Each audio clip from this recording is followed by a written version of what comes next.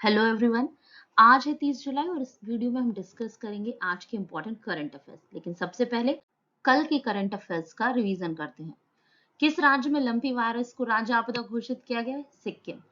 शतरंज की वैश्विक संचालन संस्था फिडे की रेटिंग हासिल करने वाले दुनिया के सबसे युवा खिलाड़ी कौन बने हैं? Tejas Tiwari. World cities cultural forum का हिस्सा बनने वाला पहला भारतीय शहर कौन सा है? बेंगलुरु। यूनेस्को का एशिया प्रशांत सांस्कृतिक पुरस्कार किस रेलवे स्टेशन को प्रदान किया गया? भायखला। एडीबी किस राज्य में शहरी सेवाओं के विस्तार के लिए $200 मिलियन का ऋण प्रदान करेगा? राजस्थान। दुनिया के सबसे बड़े म्यूजियम युगे युगीन भारत का निर्माण किस शहर में किया जाएगा? नई Delhi. Food delivery platform Swiggy ने सह ब्रांडेड क्रेडिट कार्ड लॉन्च करने के लिए किस बैंक के साथ साझेदारी करी है? एचडीएफसी। प्रवर्तन निदेशालय के निदेशक कौन है जिनका कार्यकाल बढ़ा दिया गया है? संजय कुमार मिश्रा। केरल स्टार्टअप मिशन ने फिनटेक स्टार्टअप को बढ़ावा देने के लिए किसके साथ समझौता किया है? आईएफएससीए के साथ। अब स्टार्ट करते हैं आज के करंट अफेयर। तो पहला प्रश्न है, कॉर्पोरेट बैंकिंग में क्रिसिल के ग्रीनविच मार्केट शेयर लीडर्स में निम्न में से किसके द्वारा शीर्ष स्थान हासिल किया गया है? A SBI, B HDFC, C ICICI bank और डी पंजाब नेशनल बैंक। तो इसका सही आंसर है option B HDFC bank. HDFC bank ने इस रिपोर्ट के अनुसार एसबीआई को पीछे करके प्रथम स्थान प्राप्त किया है, ये शीर्ष स्थान प्राप्त किया है। बात करें एचडीएफसी की तो ये भारत का प्रमुख बैंक है। स्थापना इसकी 1994 में हुई और जनवरी 1995 में एक अनुसूचित वाणिज्यिक बैंक के रूप में काम करना शुरू करा। संपत्ति के हिसाब से भारत का सबसे बड़ा निजी क्षेत्र का बैंक है और 1 जुलाई से एचडीएफसी बैंक और एचडीएफसी लिमिटेड का विलय हुआ है और ये सबसे बड़ा निजी क्षेत्र का बैंक बन गया है। भारतीय वायुसेना के लिए उपग्रह विकसित करने हेतु निम्न में से किस कंपनी ने रक्षा मंत्रालय से अनुदान प्राप्त किया है? ए स्पेसएक्स, डी पिक्सल, सी टेलीसैट या डी लॉकहीड मार्टिन। तो इसका सही आंसर है ऑप्शन बी पिक्सल। पिक्सल को ये अनुदान प्रदान किया गया है। अब पिक्सल क्या है? तो गूगल, ब्लूम वेंचर्स और ओमनीवोर वीसी जैसी प्रसिद्ध संस्थाओं द्वारा समर्थित एक अंतरिक्ष तकनीकी स्टार्टअप है। क्या है? पिक्सल। और इसको जो अनुदान दिया गया है वो रक्षा मंत्रालय द्वारा एक स्थापित पहल है, IDEX, innovation for defence excellence. और इनोवेशन फॉर डिफेंस एक्सीलेंस पहल रक्षा मंत्रालय की एक रणनीतिक योजना है। इसका उद्देश्य क्या है? रक्षा और एरोस्पेस क्षेत्र में तकनीकी विकास को प्रोत्साहन देना, नवाचार को बढ़ावा देना, एमएसएमई, स्टार्टअप, अनुसंधान और विकास संस्थाओं के एक विविध मिश्रण को एक साथ लाना है। बात करें अदर ऑप्शन की तो स्पेसएक्स, टेलीसैट, लॉकहीड मार्टिन ये भी निजी क्षेत्र की कंपनियां हैं जो अंतरिक्ष तकनीक से संबंधित है। स्टार चिन्ह वाले बैंक नोट में स्टार का क्या अर्थ है?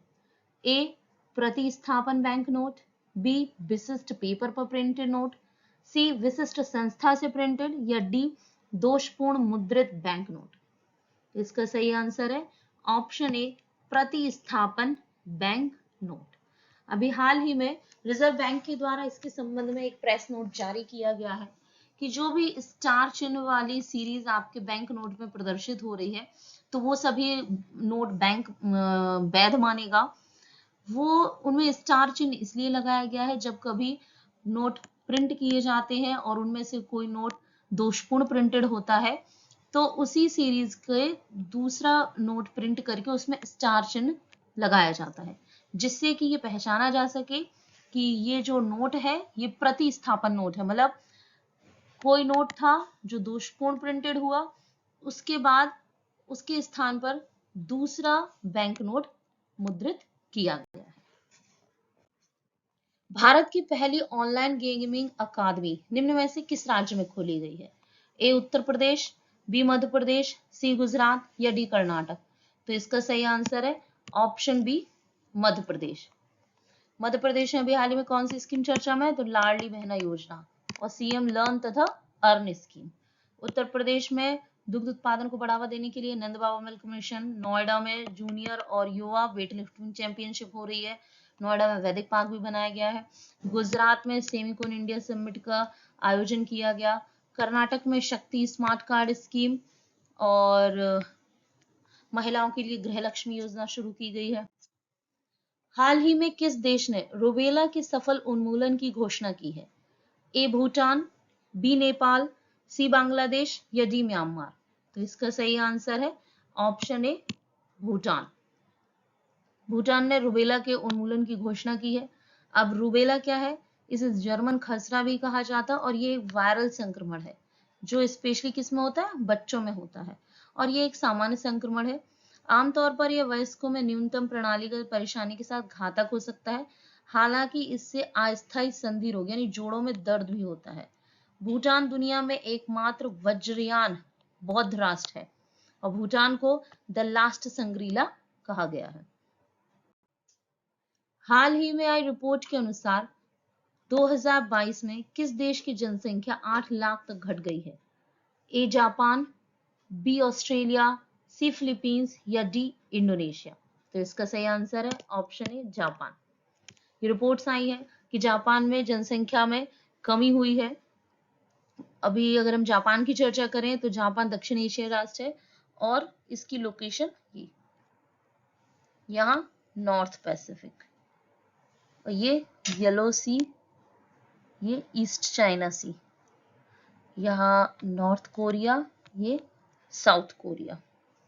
बाकी ऑस्ट्रेलिया यहाँ नीचे आएगा, फिलीपींस, ये इंडोनेशिया यहाँ पर मलेशिया, ये Vietnam, Cambodia, Thailand, Laos, Hanoi और Burma, China, Mongolia. Other option की बात करें तो जापान के साथ अभी हाल ही में युद्धाभ्यास जिमेक्स संपन्न किया गया। ऑस्ट्रेलिया के कैनबरा में डिफेंस समिट आयोजित की गई और यहाँ पर कॉमनवेल्थ गेम्स आयोजित करने से इनके द्वारा अभी इनकार किया गया है। फिलीपींस की राजधानी मनीला, जहां एडीबी का मुख्यालय, एडीबी के द्वारा अभी हमारे बिहार और राजस्थान राज्य को ऋण प्रदान किया गया है। इंडोनेशिया के साथ एक बहुपक्षीय युद्धाभ्यास भी आयोजित किया गया है। हाल ही में प्रधानमंत्री मोदी ने कहा 6 EMRS का उद्घाटन किया है? ए छत्तीसगढ़, बी गुजरात, सी राजस्थान या डी उड़ीसा? तो इसका सही आंसर है ऑप्शन सी राजस्थान। अभी राजस्थान के दौरे पर जब प्रधानमंत्री मोदी जी रहे तो उनके द्वारा 6 EMRS का उद्घाटन किया गया। EMRS क्या है? ये एकलव्य आवासीय विद्यालय है। राजस्थान की अगर हम बात करें तो यहाँ की राजधानी जयपुर है। यहाँ पर 4 बाघ अभ्यारण्य है, एक रामगढ़ विषधारी, मुकुंदरा हिल्स, सरिस्का और रणथंभौर और केवलादेव राष्ट्रीय उद्यान है। कर्नल जेम्स टॉड जिन्होंने सबसे पहले इस प्रदेश के लिए राजस्थान शब्द का प्रयोग किया। रेड क्लिफ रेखा भारत और पाकिस्तान के बीच यही है। अगर हम जयपुर में बात करें तो एक हवा महल काफी फेमस है, इसका निर्माण सवाई प्रताप सिंह के द्वारा करवाया गया और इसके आर्किटेक्चर लालचंद उस्ता। और एक एल्बर्ट हॉल, ये एक म्यूजियम है, इसका निर्माण प्रिंस ऑफ वेल्स के आगमन पर करवाया गया था। अदर ऑप्शन की बात करें छत्तीसगढ़ तो यहाँ भी प्रधानमंत्री जी गए थे जिनके द्वारा कई राष्ट्रीय राजमार्ग परियोजनाओं का आधारशिला रखी गई। गुजरात, यहाँ सेमिकॉन इंडिया समिट का आयोजन किया गया। उड़ीसा, तो उड़ीसा की राजधानी भुवनेश्वर में प्रथम जनजातीय खेल महोत्सव का आयोजन किया गया। अगला प्रश्न, जस्टिस जी रोहाणी आयोग किससे संबंधित है? ए ओबीसी आयोग के वर्गीकरण से, बी ईडब्ल्यूएस के वर्गीकरण से, सी अनुसूचित जाति आरक्षण वर्गीकरण से या डी अनुसूचित जनजाति आरक्षण वर्गीकरण से?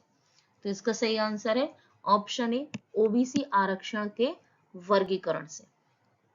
भारतीय संविधान के अनुच्छेद 340 के तहत रोहिणी आयोग का गठन राष्ट्रपति की मंजूरी के बाद किया गया। कब किया गया? 2 अक्टूबर 2017 को। जब 1979 में मंडल आयोग की रिपोर्ट आई तो उसके अनुसार 27% सीटें ओबीसी के लिए आरक्षित थी।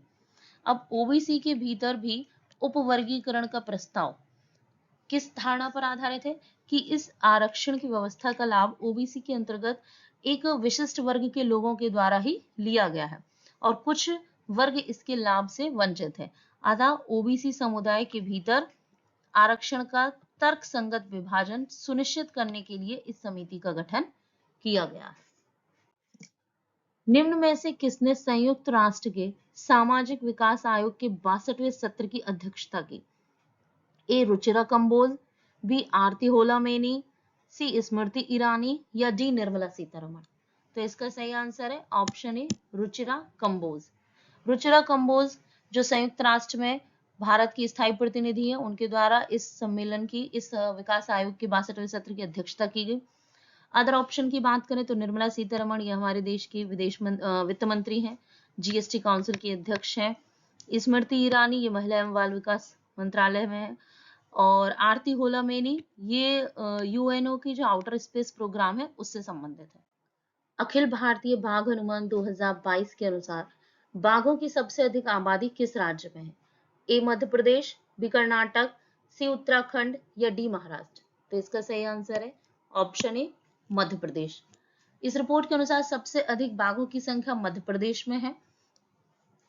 और ये प्रोजेक्ट टाइगर जिसके तहत बाघ संरक्षण का कार्यक्रम शुरू किया गया, ये कब प्रारंभ हुआ? ये हुआ 1973 में।